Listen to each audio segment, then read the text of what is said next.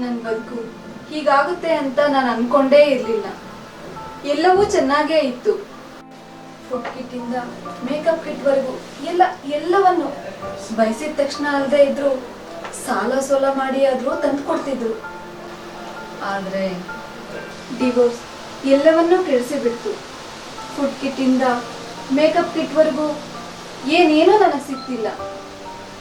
ನನಗೆ ಸಿಗುತ್ತಿದ್ದ ಸವಲತ್ತುಗಳು ಡಿವೋರ್ಸ್ನಿಂದ ಸಿಗುತ್ತಿಲ್ಲ. ಎಲ್ಲವೂ ಸರ್ವನಾಶವಾಯಿತು.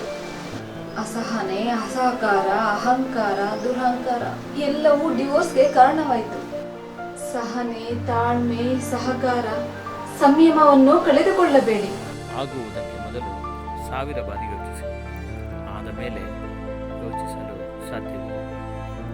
ಮದುವೆ ಡೈವರ್ಸ್ನಿಂದ ಸಾಂಸಾರಿಕ ಜೀವನ ಹಾಗೂ ಮಾನಸಿಕ ನೆಮ್ಮದಿ ಸರ್ವನಾಶವಾಗುತ್ತದೆ.